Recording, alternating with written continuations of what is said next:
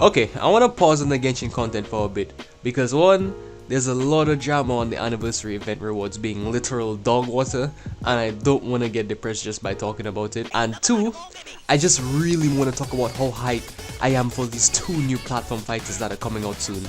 Nickelodeon All-Star Brawl, which is around the corner, coming out on October 5th, and Framemakers, which is coming out in early 2022. So I would like to assume it's between January and April. And I want to talk about how amazing platform fighters are in general. The beauty of platform fighters. Oh, he said it! He said the title! Also, before we continue, I just want to let you know that if you enjoy content like this, please be sure to subscribe because I'm still trying to get to 100 subs. I'm so close!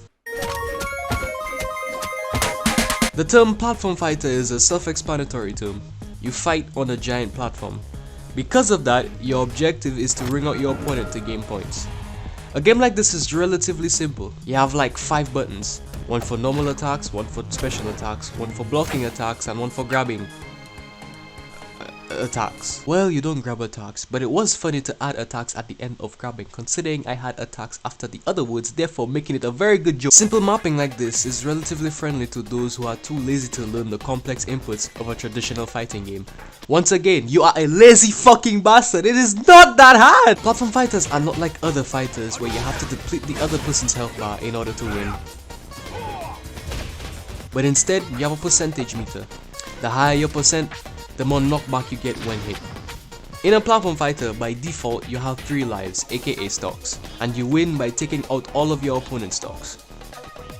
Because platform fighting is a type of fighting game, well, it's in the fucking name obviously, they usually follow a generic rock paper scissors rule. Blocking beats attack, attack beats grabbing, grabbing beats block. Then you have a game like fucking Rivals of Aether and Brawlhalla, where in Rivals you don't have a block but you have a parry button, where if your opponents hit you while you're parrying, they are stunned for a brief second, giving you an easy punish. And because there's no blocking, there's no grabbing either. But then you have a character like Claren,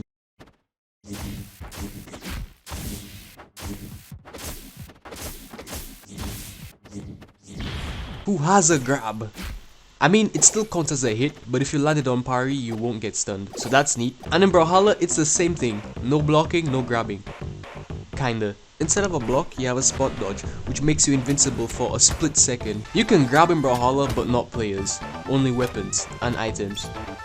And then proceed to throw it back at them to do some sick throw combo! Nintendo was the first to introduce the platform fighting genre and was the only one of its kind for a while. You have the very first Smash Bros 64 in 1999, then you have Smash Bros Melee in 2001, Smash Bros Brawl in 2008, Smash Bros Wii U and 3DS in 2014. But it was from 2014 where other developers decided to take a swing at the platform fighting genre. You have Brawlhalla coming out in 2014, followed by Rivals in 2015, Brawl Out in 2017, which I won't be talking about, Slap City 2018, and the up-and-coming Nickelodeon All-Star Brawl and Framemakers. I know there are other platform fighting games out there, like Indie Pogo and Combat Arena, which is now Rushdown Revolt. I'm gonna focus more on the platform fighters I have experience with. I also did not mention about the release of Smash Bros Ultimate in 2018, simply because of the fact that Smash Bros isn't the only platform fighting game anymore. I also love how the platform fighters have their own genre of characters they're focusing on.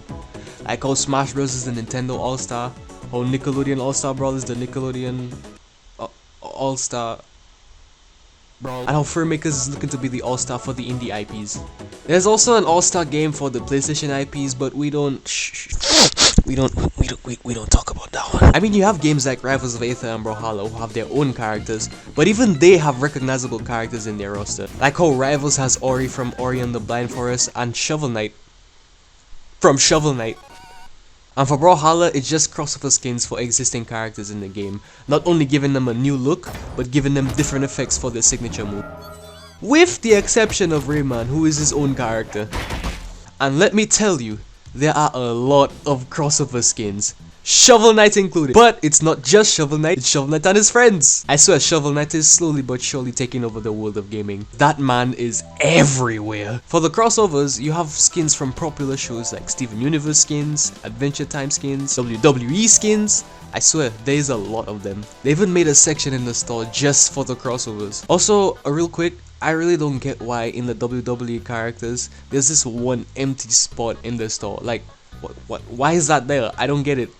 Is it a bug? One of the things I like most about platform fighters is that each one takes a different approach to the genre, whether it may be a new mechanic or optimizing an existing one.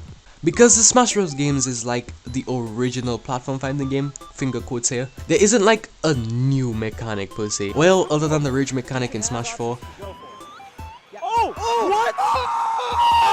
Oh my god! And Melee's wave dashing. You have Rivals of Aether with previously mentioned parry system and lack of a universal grab, wave dashing. In Brawlhalla, every character has 2 different weapon options, with all characters having 3 different signature moves for each weapon. Can jump twice in the air, making recovering back to stage a lot easier. Can do grounding attacks in the air, aka gravity cancelling. Wave dashing. In Slap City, you can basically tech in the air. You have a clutch button that makes you shift your momentum while airborne, which is pretty fucking sick in my opinion. Wave dashing. In Frame Makers, you have the introduction of assists to a platform fighter, which I am really excited to try out. And in Nickelodeon All-Star Brawl, you have the ability to strafe, meaning you can keep the same side when moving. You have a rock paper scissors mechanic with the interactions of your smash attacks. You have the ability to grab projectiles. I'm calling it now. Grabbing is gonna be super broken in this game. Blocking is indefinite in this game, but because of that, you can be pushed back while blocking. And if you get pushed back to the ledge, you'll be put in a state where you can be punishable. Also, quick note, the same makers of Slap City are the same people working on Nickelodeon All-Star Brawl.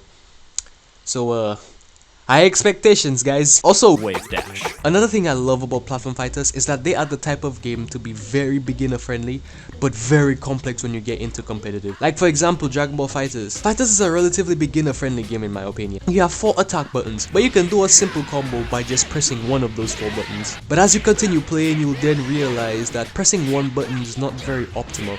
And if you'd want to do more damage, you'd have to acquire more buttons in your combos.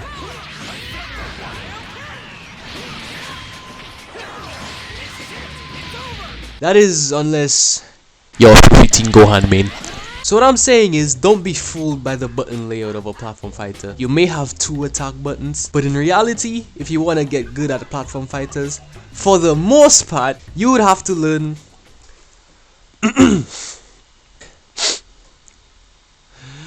short hopping, short hop aerials, buffered aerials, landing aerials, kill confirms, combos, edge guarding, movement, stage control, recovery mix-up, directional influence, playing neutral, character matchups, and wave dashing. You may have noticed that I've been mentioning this wave dashing thing a lot. It's because wave dashing is one of the best and most fun movement options invented in a platform fighting game, which was ironically made on accident. It all started with Smash Bros. Melee introducing air dodging. If you air dodge on the ground, you'll perform a wave land.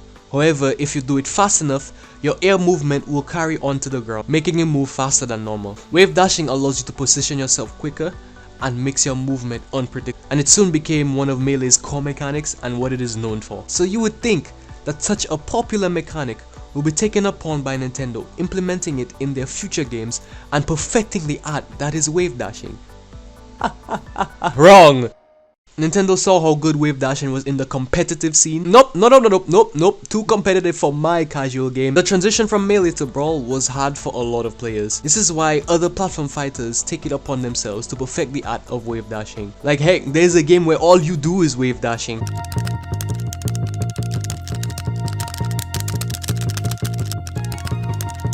There's even a company called Wave Dash Games who owns previously mentioned Combat Arena, which is kinda dead now, but we move. I swear, Nintendo wants nothing to do with the Smash Bros competitive scene for lack of balanced updates to their games and refusing to re-release Melee on modern consoles so people can still play the game that is surprisingly still popular to this day, and cancelling tournaments just paints a clear picture that Nintendo does not care. Like, I kid you not, the day Sony got the rights to EVO, the biggest fighting game tournament in the world, and announced that EVO will be open to all platforms, Nintendo was like, it just hurts, bro. And the sad part is they have no reason to care, honestly. They're just sitting in all the money they're making from other games. Hence why I'm so happy to see other game devs try to rival Smash Bros with their own platform fighters. Honestly, if a platform fighter overshines Smash Bros, I won't be mad. And the funny part is Nintendo might not be either, and seeing how Smash Bros Ultimate is the last game in the series and the final character is about to be announced in a couple of days, it's looking like that might happen sooner than we think. Also, I'd just like to point out that the final Smash Ultimate characters reveal is the same day as the launch of Nickelodeon All-Star Brawl. You ain't slick, Nintendo! Regardless of how Nintendo is treating the competitive scene, Smash Bros is still my favorite fighting game, and nothing will change that. Even if Sora might not be the final Smash DLC for Smash Bros. Stop talking! Stop talking!